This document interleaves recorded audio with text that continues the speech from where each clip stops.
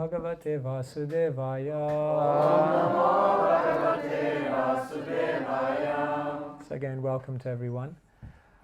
Before we usually start a Bhagavad-gita class, we chant this mantra. A mantra, many of you may know, a mantra means a very simple set of words that repeatedly are recited but have a very deep significance. So Om Namo means I offer my respects, and Vasudev is a name of Krishna or a name of divinity, meaning divinity which is all-pervading. So it's a powerful mantra, because what it's telling us is that divinity or God or the Supreme Person is not just someone who you contact at a certain time, in a certain place, at a certain time of the week. I've got an appointment with God on Sunday at 4 o'clock, and then, I'll see you next week after that. No, the idea is that divinity is present everywhere. So when you walk in the world, if you're tuned in, if you have that spiritual connection, then you'll be able to begin perceiving divinity everywhere, the divine hand, arrangements. We asked one person, have you ever seen God? He said, I've never seen his face, but I see his hand all the time. His hand is there, moving things. So as we become more tuned in with spiritual knowledge, then we begin to perceive divinity acting in our life. It's not just a theory, it's not just a belief, but it's like, yeah. When I came to the Krishna consciousness movement, the Hare Krishnas, one thing I found amazing is that the devotees of Krishna, they would just say things like, Krishna's playing a trick on us. Or they would say things like, oh, Krishna arranged that. Or they would say, oh, Krishna, maybe he's trying to tell us something. And for me, it was mind-blowing, because I had never thought of God as someone who was so present. And I never thought of God who would be getting involved in who am I? But the devotees would just say things like that, like, yeah, Krishna's probably playing a trick on us. I'm like, really? Like, God's involved in your life? That's amazing. So that really opened my eyes to the fact that divinity is present, is what we'd say in English, palpable. You can feel. And the idea is that when we read these spiritual books, then it helps us to see that. Sometimes I say these books are like an X-ray machine, because they give you a deeper vision, a deeper perception and awareness. So we're going to read today from the Bhagavad-gita. So sometimes I turn up to places and I have no idea what I'm going to say. Today is one of those days. But sometimes that's good, because it's better to be spontaneous. So I was thinking today, I don't know, maybe some of you were out with us, but we were out in Stockholm and we were chanting on the streets. And it's always a beautiful thing, chanting on the streets. Put your hands up if you've seen us on the street. Yeah. Oh, you know. Today on Facebook. You saw it live on Facebook? Oh. Okay. So you can, but you saw it on Facebook. Live because one Pujari from New Radical, okay. Sending live. So He was sending it using a live stream. 20 minutes. It was very nice.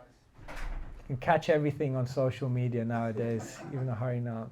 So yeah, we were out in the Stockholm city centre and we were chanting on the streets, and it's a beautiful thing. It's such a joyful thing. We go out there, people smile, people dance. One time we were out chanting somewhere, and it was in Edinburgh actually, in Scotland. And someone came up to me and he said, I love you guys.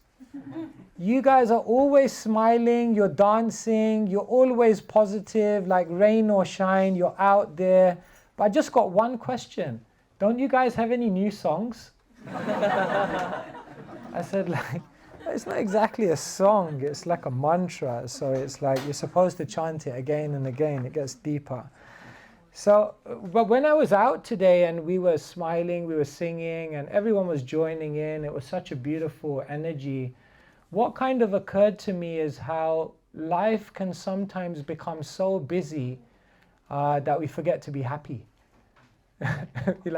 we do like all these complicated things, and we make so many complicated arrangements in our life, and it sounds crazy, But in the complicatedness of life, if that's a word, we sometimes just forget to be happy. It's amazing, there's this ancient story of this boatman who was in the Caribbean, he was underneath a palm tree. So one rich businessman, he was on holiday in the Bahamas, so he came and he said, "Can you take me to the other side?" So he said, "Yeah, no problem." So he was rowing, this simple boatman was rowing him to the other side. So the businessman looked at him and said, "What do you do all day?" He goes, "I just row people from one side to the other." So the businessman said, "How long you been doing this?" He said, "I've been doing this for 30 years. So the businessman goes, "Why don't you buy 2 boats?" So he goes, "Why would I want 2 boats?" He said, "Because if you do 2 boats, then you can make double the money. You can employ another person. You can make more money. You can make some extra profit." So the boatman goes, "Okay, and then what will I do with the extra profit?" He said, "You can buy another 2 boats. He goes, "What am I going to do with 4 boats?" He goes, "Once you got 4 boats, you can have a whole crew, and then you can make a company." He goes, "All right." He goes, "And then what am I going to do?" He says, "Once you make a company, then you can expand into different places around the Caribbean islands and make more money." So the boatman said, "And then what I'm going to do?" Then he said, "You can float the company on the stock market. you can get a killing." He said, "All right, great. Then what will I do with all that money?" He said, "Once you have all that money, you can invest it in properties, you can invest it in, fixed savings accounts, so many things, and you can make so much interest." He said, "And then what will I do?" And then he said, "And then you can retire. You can retire early." And then the boatman looks at him and he goes, "And then what will I do?" And then he said, "Once you've retired, you can come to the Bahamas and just hang out here." He said, "I'm already doing it." He said, "I'm already doing it, my friend. I'm already doing it." And in that moment, the businessman realized that sometimes in our life, we go round and round and round to do so many things, and we just forget to live. Isn't it? Someone sang a song like that, "Be Here Now." Is it? Who was that? I think so. Anyway, it's famous. Obviously not in Sweden. It was a London thing. Be here now, right? Oh, you don't know either. Maybe it's just me. Be here now. Let it be. No, be here now. It's definitely be here now. Someone can Google it. So yeah, sometimes we just forget to be happy. So the mind, anxieties, worries, it just takes us away from the present. And in today's day and age, stress and anxiety is such a big thing. I remember once I was driving in a car and the car had a sticker at the back and it said, "Do not disturb, already disturbed." So we all do so many things in the mind, so many anxieties, so many worries. So what I thought as I was walking in is that perhaps I could share with you 3 things that Krishna talks about in the Bhagavad-gita which helps you to overcome stress. Would that be useful? And then you can tell me if it's relevant, and then you can ask me questions, and you can also challenge and kind of open it up. So I'm going to read 3 verses for you, and these 3 things are 3 things you might want to think about. And what Krishna is basically explaining in these 3 things is if you learn these 3 things very powerfully, then it will help you to be much more relaxed, much more peaceful, much more at ease with your life, and not feeling so stressed and worried and burnt out by things. And the 3 key words that I want to share with you today to overcome stress: number 1, expectation; number 2, competition; and number 3, regulation. And I'll explain what I mean. So the first point that I feel Krishna gives a real insight into how to overcome stress. This is what Krishna says in chapter number 2, text number 47. Yeah, and I'll just read the Sanskrit so you get a bit of an idea of what Sanskrit sounds like. So this is what Krishna says: Karmanyeva adhikaraste ma phaleshu kadachana Ma karma phalahe turbhur mate sangostva karmani. Very beautiful. Confirmed.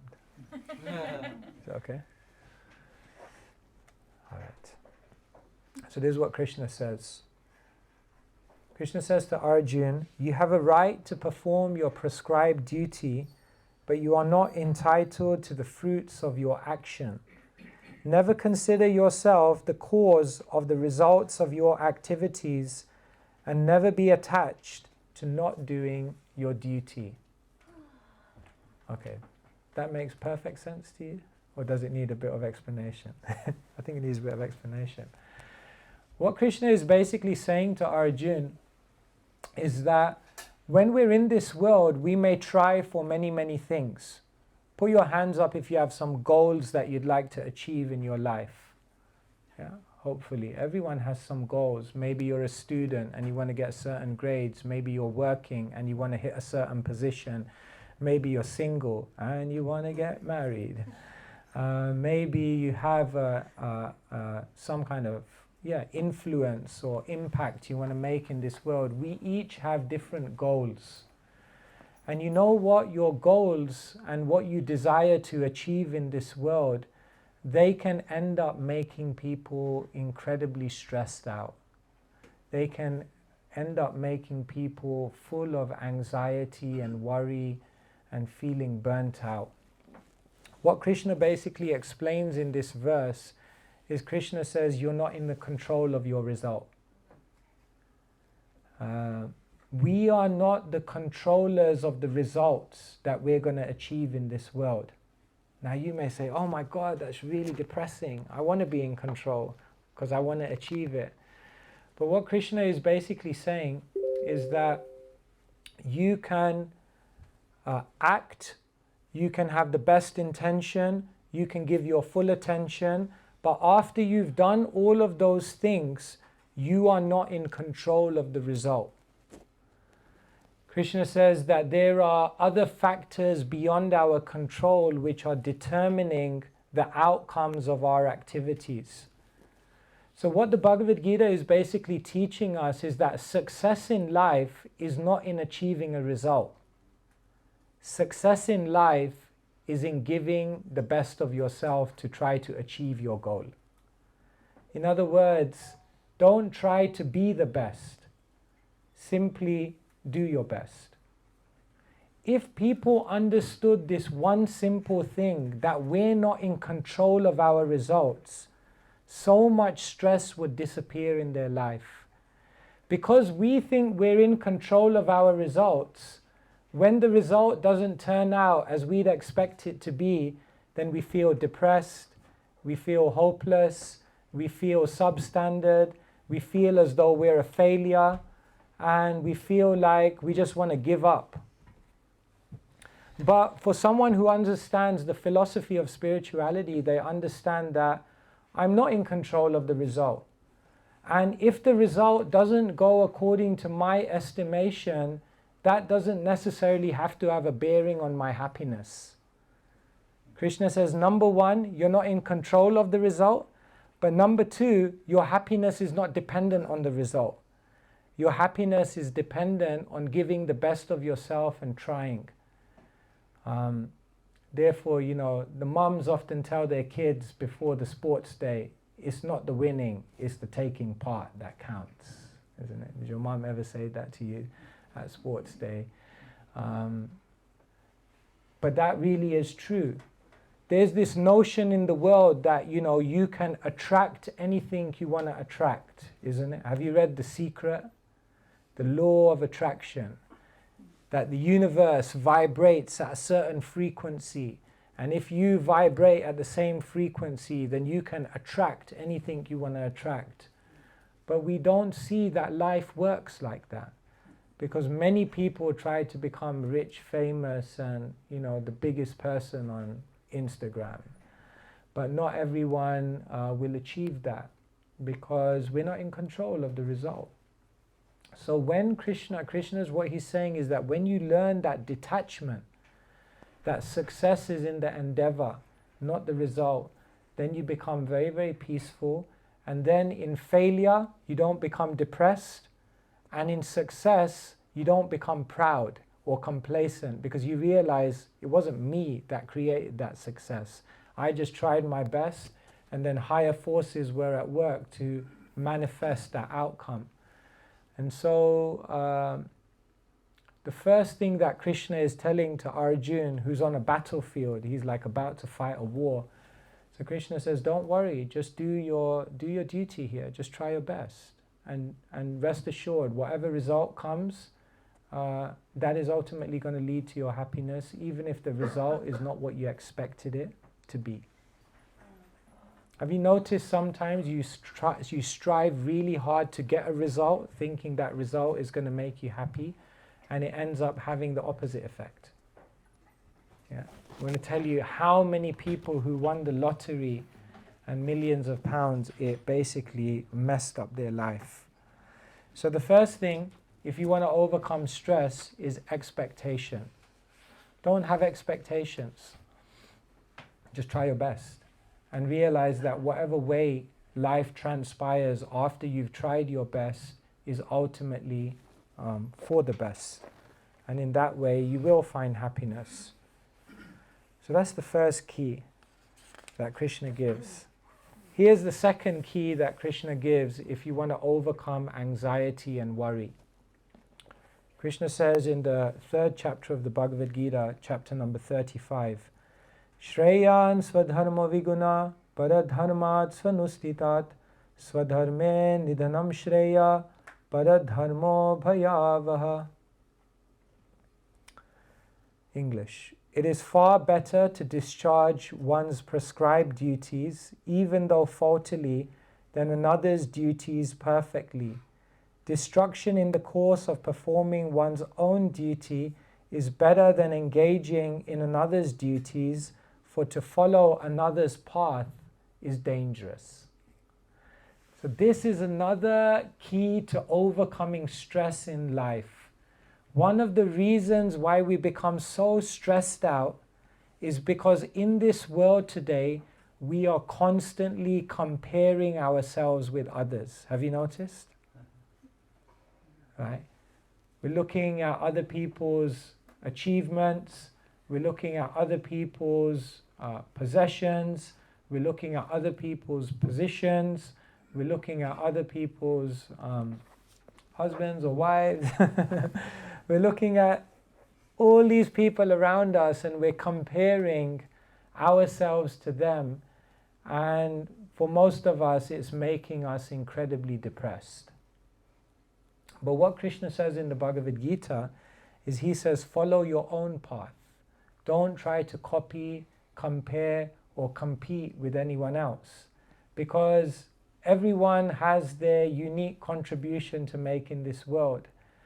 And oftentimes we measure our success by comparing with someone else, but that's not a good way to measure your success, because you have your path and they have their path. Einstein, he said, everyone is a genius, but if you convince a fish that it has to climb a tree, it will live its whole life thinking it's a failure. So a fish is not meant to climb a tree. A fish is meant to swim in the sea. Wow, I should be a poet. It's meant to swim in the sea. And so the fish has to follow its own path. So Krishna says that we get stressed out in this world because we constantly compare ourselves with others and we try to copy other people. But actually that's not what we're meant to do. They said you were born an original, don't die a copy. Remain original, remain true to the abilities, the personality, the unique contribution that you're meant to make in your life. It's like this, imagine you went into an exam hall and you're sitting next to who you think is the smartest kid in the class, and you're thinking like, we're in an exam, I haven't revised, and I'm next to the smartest person in the class. It must be arrangement. And when the exam sheets come out, then you just kind of decide to do the unspeakable and copy the person next to you. And at the end of the exam, you've copied the other person's exam answers perfectly. And you come out of the exam thinking, I aced it because I just copied their answers to the word. But when you come out of the exam hall, what you don't realize is that everyone had a different question paper. Imagine that would happen. That's basically what most people do in their life. They try to copy someone else and they measure their success on how much they're emulating someone else's life. But you got a different exam paper. You're meant to do something completely different. So most stress and most anxiety comes because we compare, we compete, and we are constantly trying to live someone else's life. So here in this verse 3:35, Krishna says competition. Competition is a sure way to bring yourself into a stressful state of mind. So don't compete, just compete with yourself. Don't compete with others. And then I'll give you the final key. Krishna says in chapter number 6, text number 17, this is what Krishna says. This is the final key I'm going to give you to overcoming stress and burnout. Yukta hara viharasya yukta chestasya karmashu yukta swapna vabodasya yogo bhavati dukhaha. One who is regulated in habits of eating, sleeping, recreation and work can mitigate all material pains by practicing the yoga system. Here, Krishna is mentioning another key to overcoming stress and burnout. Most people get stressed out and burnt out and full of anxiety and worry because their life is out of balance. Put your hand up if you think your life is out of balance. Yes, you are all culprits.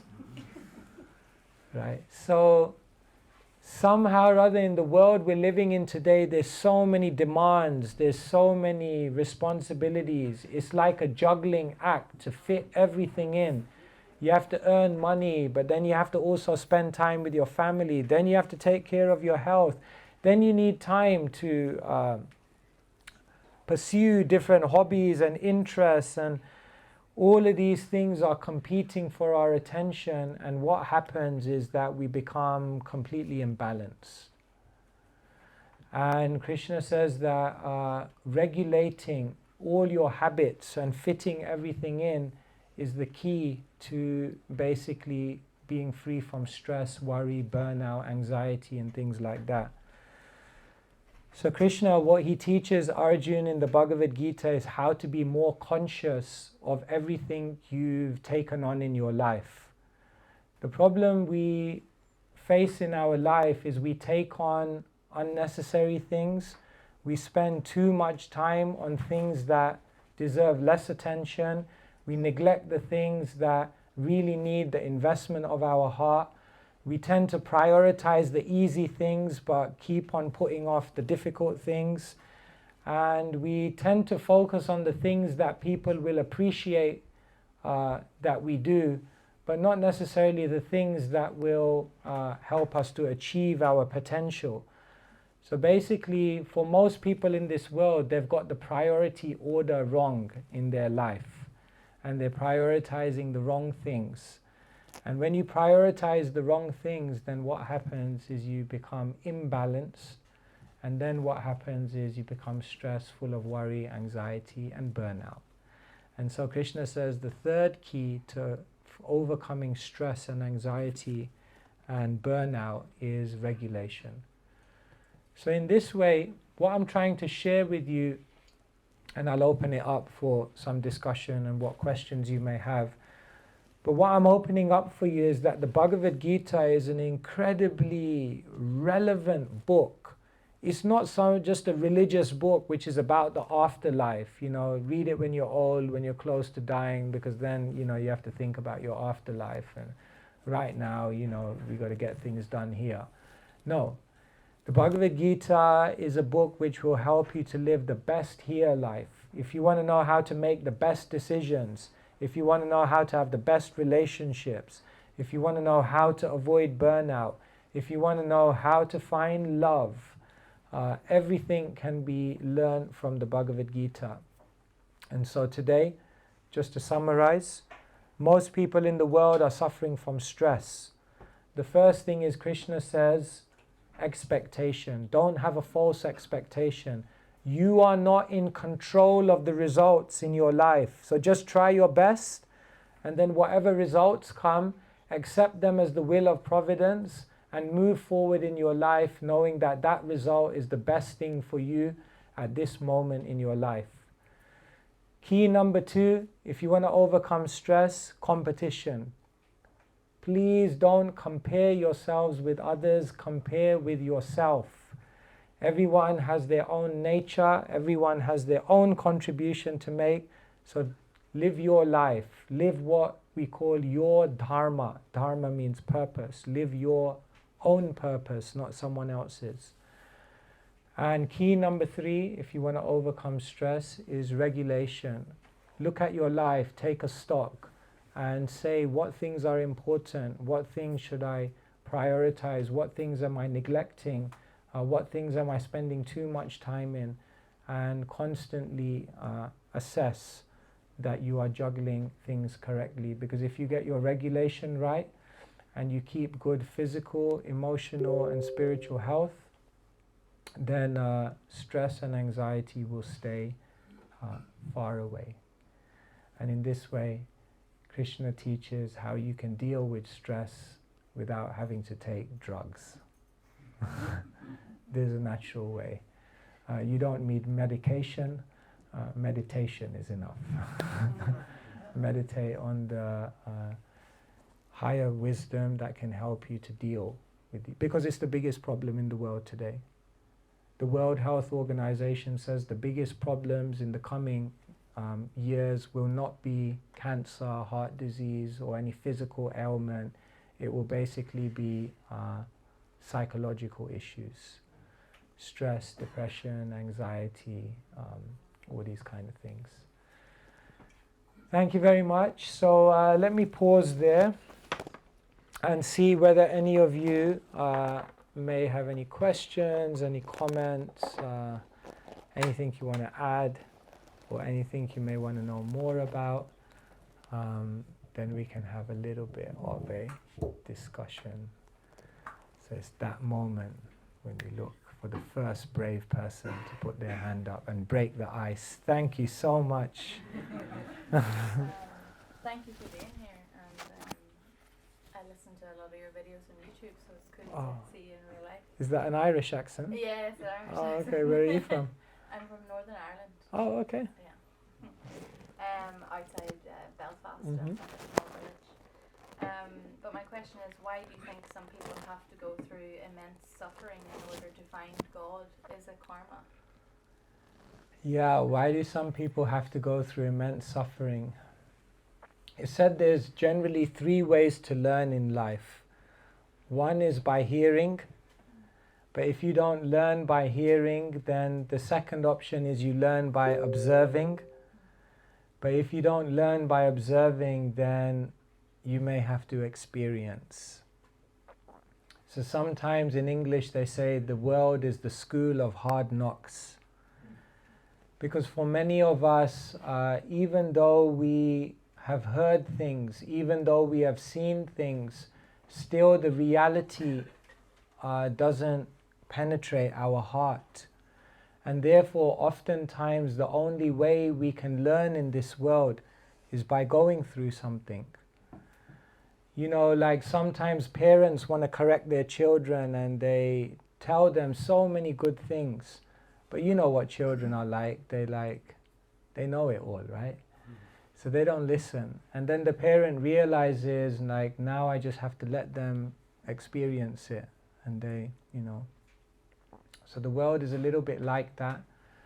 Some people ask, like, why does God allow suffering in this world? Because sometimes that is the only way in which we learn.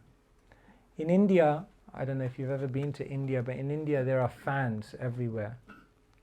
So sometimes small kids, they like to touch moving things, but it's dangerous, right? Like to touch a fan.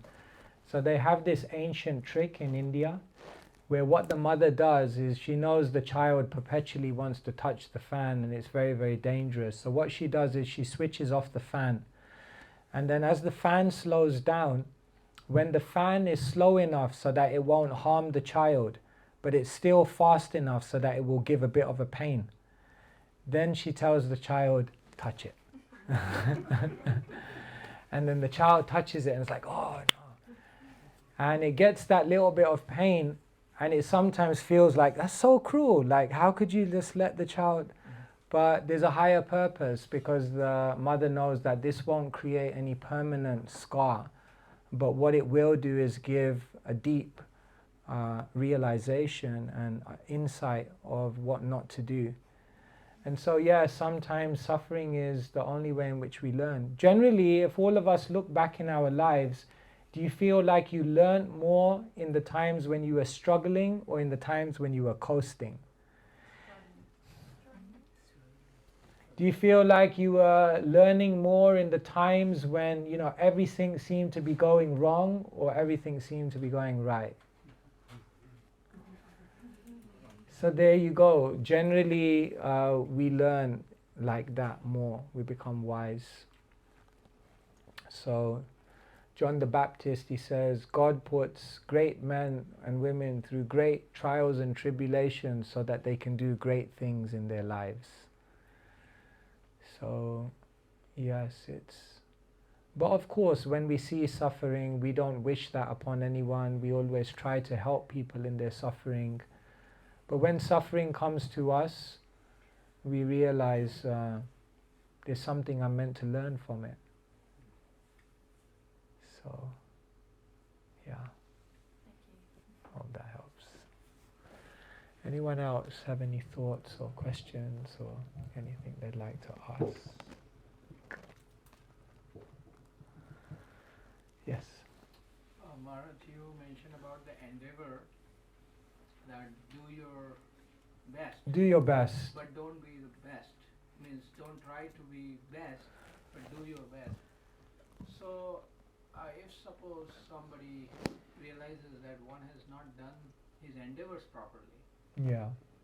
then in that situation, because everyone may not have that knowledge, it's later on, if somebody comes in contact with Bhagavad-gita and they're getting this knowledge, and also sometimes this knowledge is also theoretical, it is not practical.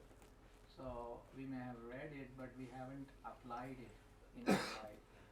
So in such situation, because the time is gone, so one has actually put the endeavors, and whatever one has put it, later on he thinks, oh, I could have actually done much better. Maybe if I would have done much better, I would have actually got the results.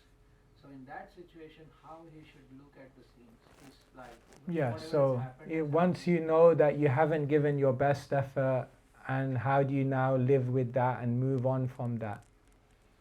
The beautiful thing about life is that at any given moment, you have the power to say, this is not how the story is going to end. Sometimes people come to a point in their life where they've made a mistake, or they've made a decision, or they've taken a certain route in their life, and they just think, oh my God, I've just like destroyed it completely. But according to Krishna in the Bhagavad-gita, at every single point in your journey, you have the opportunity to say, this is not how the story is going to end. At every moment, you have free will. At every moment, you have the opportunity to design your destiny. At every stage of your life, you can turn the ship around. And so it doesn't matter what mistakes we've made. It doesn't matter what bad decisions we've made. It doesn't matter if we've failed to give our proper attention. You can turn it around. And actually, if you look at some of the most successful people in the world, they're the ones that often did make the biggest blunders and the biggest mistakes and the worst decisions. But what they did is they learned from it and they made a change in their life. So the ancient scriptures talk about individuals who even at the last moment like turned it around. in the ancient story of the Mahabharata, you have one blind king and his name is Dhritarashtra. And throughout his life, it's just like, you couldn't get someone who made more mistakes. Like at every single moment in his life, there were so many good people giving him a good advice, but he kept making the wrong decision. And then at the nth hour, in the 11th hour, right at the end of his life, somehow or other the penny dropped and he just changed it all around. So that opportunity is always there. So I was once going past a Christian church, and there was an interesting sign. It said, every saint had a past and every sinner has a future. I was like, whew. But I thought it was nice, that you see saintly people and you think, oh, they were saints their whole life, but they had a past. They probably made a lot of mistakes, before they got to that point. And everyone who's making a mistake, everyone who's so-called a sinner, they have a future. There's always a chance to turn it around. So, yeah.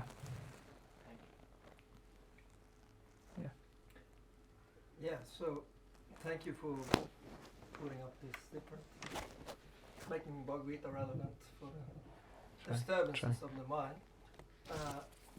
There's another statement in Bhagavad-gita. It's not a verse from Krishna, but Prabhupada is making a statement about the mind. That disturbance of the mind is due to lack of an ultimate goal. Could you maybe elaborate a little bit on that?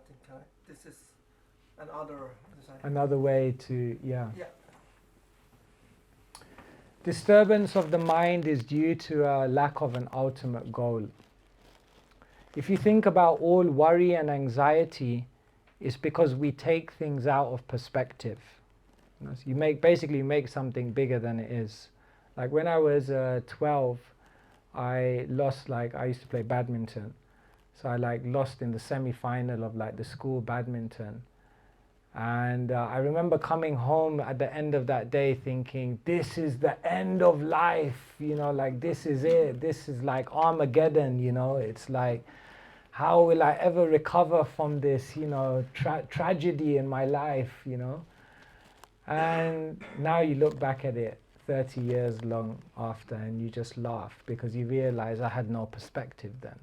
I had no bigger picture. I was just a kid and I thought that was the entirety of life. Or like kids playing a computer game. Have you ever seen kids on the PlayStation feel like, oh no, I lost, and adults just watching them thinking, this is a computer game,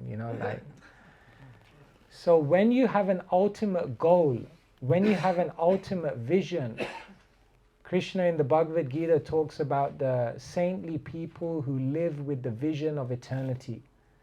When we have that bigger picture, then all the ups and downs of this world, on the backdrop of eternity, it doesn't seem like that big.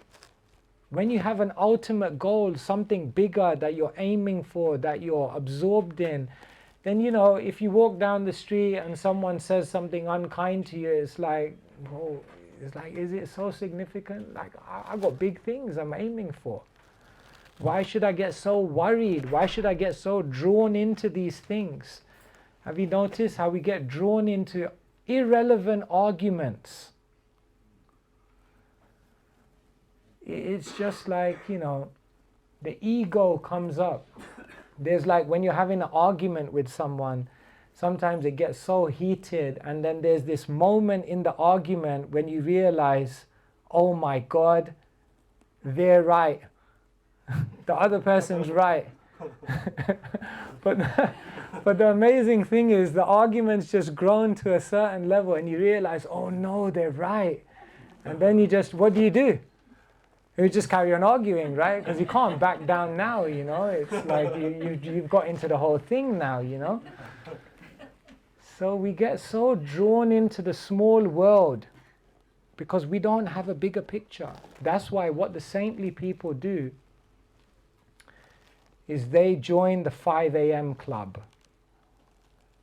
The first thing they do when they wake up in the morning is they remember the bigger picture. They remember the ultimate goal. What they do is they elevate their consciousness to a higher level the first thing in the morning. And then after you join the 5 a.m. club, then there's the 9 a.m. reality. But once you're in the 9 a.m. reality, because you joined the 5 a.m. club and your consciousness is now looking at the world from this vantage point, an elevated vantage point, you don't get drawn into the dogfights of the world. You don't have to fight every battle. You can also sometimes walk away from things. Every disagreement doesn't have to be an argument. You see? So when we have an ultimate goal, then the mind becomes much more peaceful, because the fluctuations of this world don't seem so significant when you're tuned into the higher reality. Like a parent watching a kid. Like basically it comes to that point where a spiritualist comes out into the world and they're looking at everyone thinking these guys are all just playing a computer game. That's basically how a spiritualist sees it. They're looking at all these people getting worked up. Oh, the bus is late. Like, you know, and people, you know, road rage, supermarket rage, all these kind of, and everyone's just, spiritualist is looking at it thinking these guys are just playing a computer game. Like, why? Relax. You know, just chill out. It's okay. Like, life goes on. So join the 5 a.m. club and meditate. Beat the sun. The measure of a good day is you have to rise before the sun. That's difficult actually in this country, my God. Right? What time does the sun rise here? Okay. In London I can say that. Ideally you have to rise before the sun. Rise before the sun, what do you mean? Yeah. You need a good alarm clock. You know the best alarm clock in the world? The best alarm clock in the world is purpose. Because when your eyes open in the morning, if you've got purpose, if you've got something wonderful that you're trying to achieve in your life, you won't want to stay in bed. You'll jump out. You'll be like, I haven't got time to waste. I've got to move on. So yes. Anyway, sorry, I'm going on and on now. But yes. Just a little comment to this last point.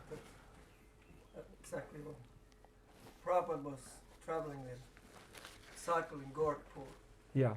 And he stayed there for some days. And they used to have a program, their own morning program and like that. And one morning, Prabhupada asked his servant, so how do you like the class? Yeah, very nice class. And then Prabhupada said, why everybody was sleeping. And then, then they came up with different, we have to stop eating so much in the evening, because you eat so much in the evening, sleep so much. Or go to bed earlier. And Prabhupada said, no. Your purpose is weak, therefore you couldn't get up. Therefore you were sleeping. Yeah. So he made the same point then. Yeah. Yeah, we have to have a strong... Actually, you see, anyone who achieved anything amazing in this world, they didn't actually sleep that much. Of course, we have to be practical. Sometimes, illness, age means you need rest. Srila Prabhupada said, if you sleep too much, you become lazy, and if you sleep too less, you become crazy. So we don't become lazy, don't become crazy. Sleep enough, whatever you need. But even medical people say that generally people who oversleep is symptomatic of some level of dissatisfaction or boredom in their life. When sleep is more exciting than life, then you kind of think like, I've got a problem here. Like sleeping is more exciting than life. Maharaj, how many hours is ideal then? How many hours is ideal? Well, they say, Srila Prabhupada writes, like 6 to 8 hours. I think even modern medicine says that also. 6, 7, 8, maybe, of course if someone has a health issue. It also depends what time you sleep as well. Because they say the hours before midnight are worth double. Early to bed, early to rise makes one healthy, wealthy and wise. But we don't live in a world where people sleep early. But you can do that, so find your optimum.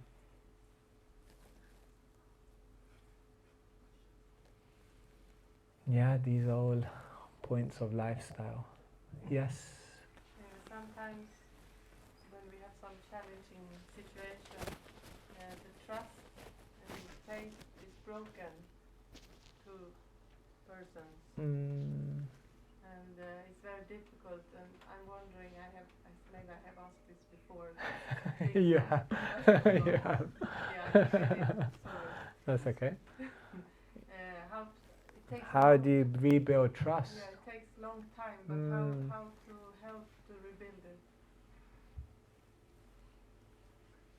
The first thing is, when people break our trust, we have to also remember that just like they are weak, we are also weak.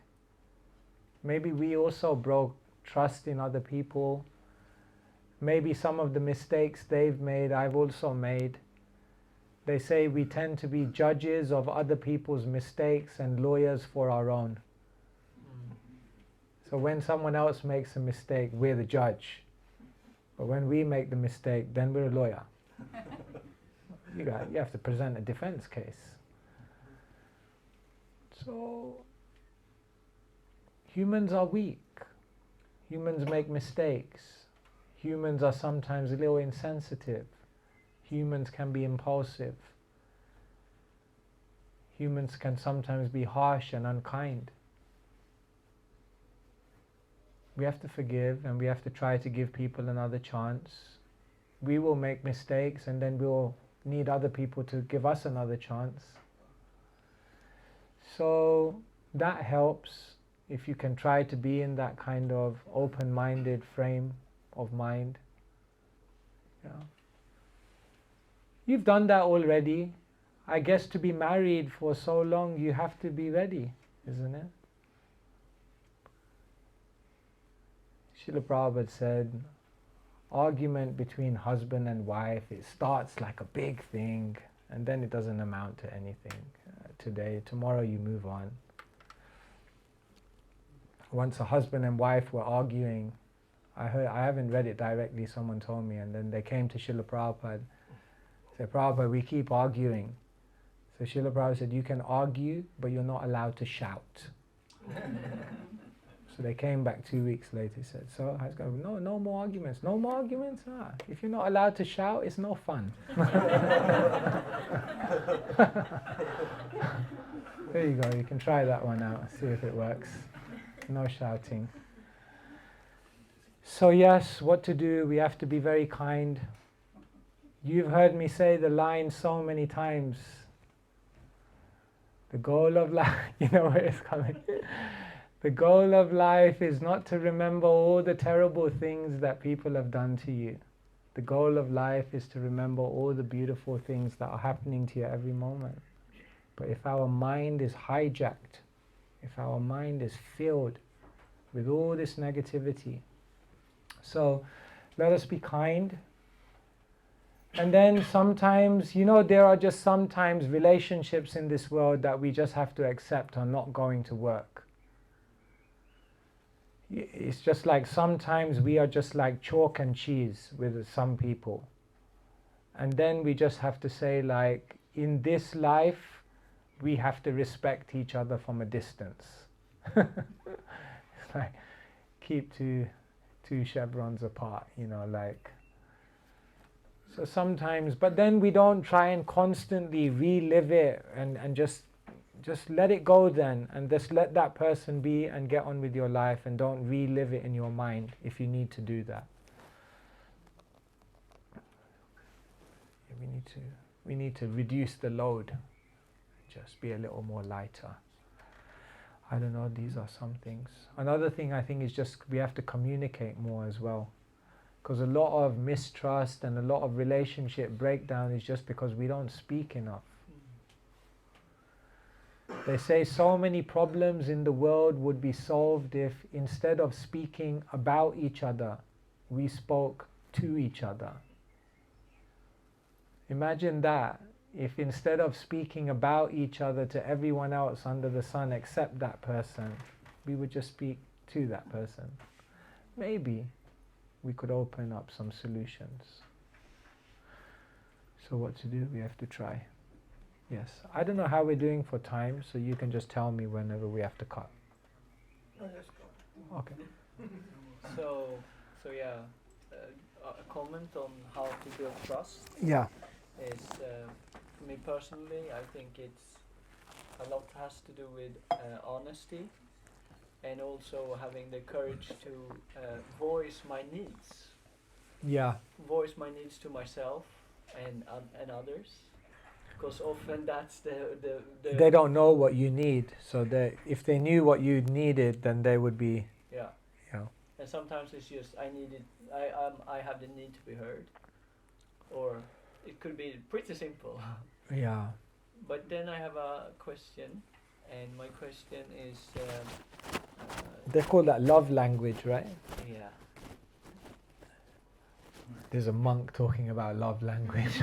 It's like someone I don't personally know, but someone was saying, yeah, everyone has a different love language, so they show their love in different ways.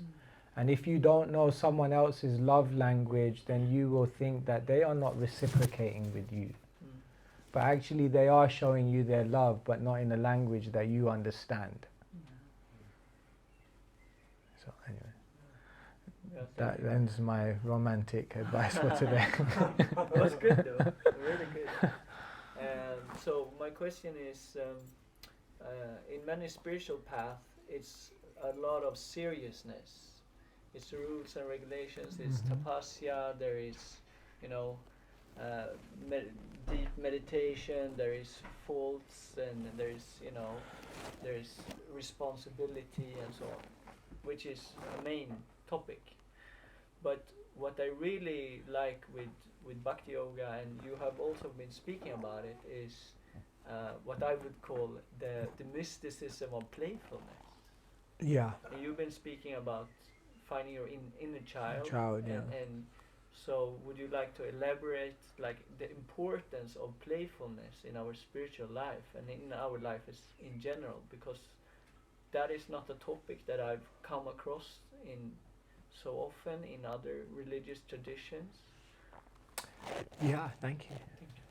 Friedrich Nietzsche, he said famously, God is dead. But what most people don't know, Walter Kaufmann, he says that Friedrich Nietzsche also said, I will only believe in a God who knows how to dance.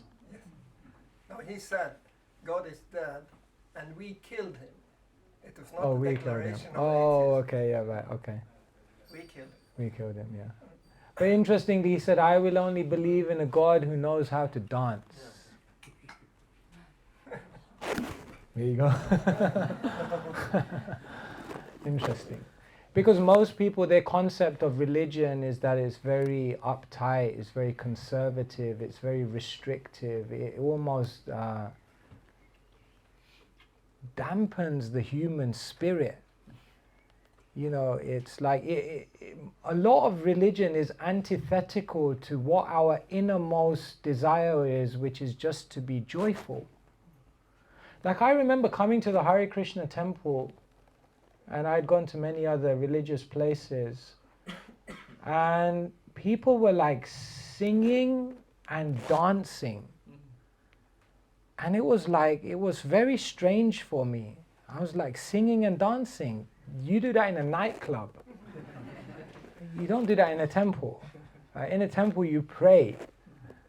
Right? And I was like, sing and dance. So I spoke to one of the devotees and I was like, I like this, I like everything, but this singing and dancing is a little like, it's like, it's not really, like I can't really gel with this, like it doesn't go with my concept.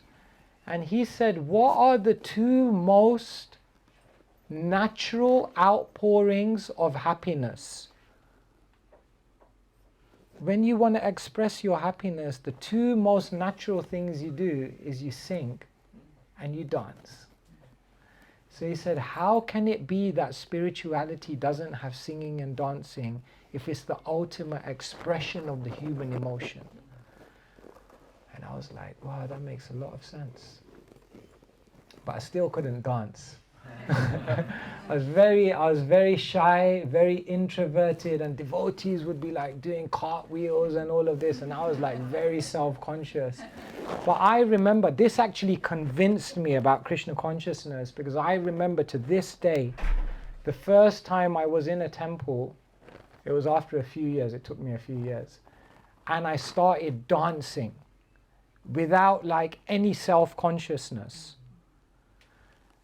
And at the end of that day, I realized there's something in this thing, you know? Because if it can make me dance without any self-consciousness, this must be powerful. Because I'm the most introverted, reserved person. I would not do that. And then later on, you know, it tends to take over, you know? So, yes, so many things to say.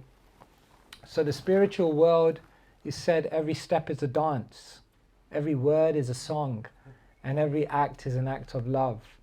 All water is nectar, all relationships are infused with love, and in the spiritual world, reality exceeds your expectations. So it's a nice place, very beautiful place. It's known as Vaikuntha, the place of no anxiety. So yes, Krishna consciousness is so much about that joyful spirit, that happiness, and chant and be happy. Maybe on that note, we will happily end. And oh, just one more. Okay. Yes. How to differentiate from a need and a desire. Because sometimes, because I think, oh, I need that, then I will. Yeah, what is a genuine need and what is just an extra desire? Yeah.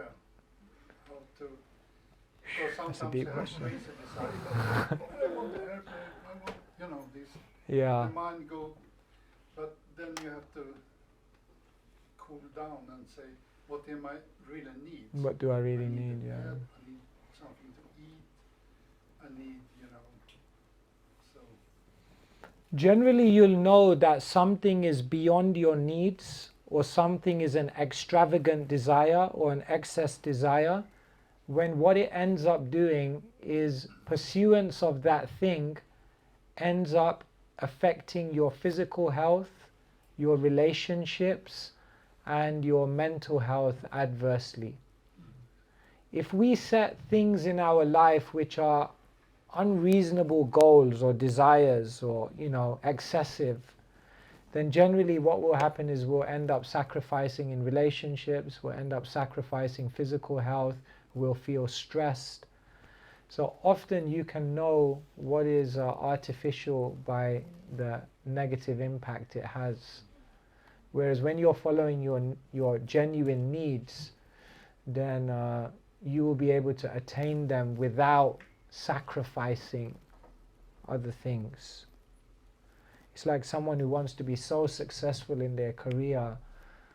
You know, there are people who do that, you know, like a father, for someone in a family, you know, he works so hard because he wants to get all this money to like make his children, you know, have the best future.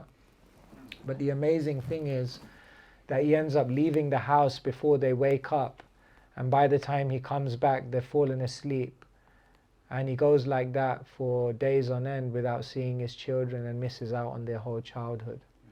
And then you think, you maybe had a good motivation, but it was an extravagant desire that ended up impacting your relationships. Keep it in check. So I'll tell you one final story and I'll end, right? So a king, he opens up and he says to everyone, I'm opening up my land today. However far you can run and then come back within 1 minute, that's how much land you get. So the first guy runs out, he's watching it, looking at his watch. He gets to 30 seconds, he thinks, okay, now I better get back, because if I don't get back, I don't get anything. So he runs back. Okay, he's back in time, so he gets all that land. So the second guy, he starts running. He thinks, I'm going to push it. So then he runs till like 35 seconds. And then he runs back in 25, like record 25 seconds. And he's just like, you know, panting, and he makes it back. So he gets all that extra land. And then the third guy comes and he says, I'm going to outdo all of these guys. So then he runs and he goes 40 seconds. And he thinks, okay, now I've gone further than all of them. I'm going to get back. And so he like runs for his life. And somehow or other, he makes it back. And then he has a heart attack.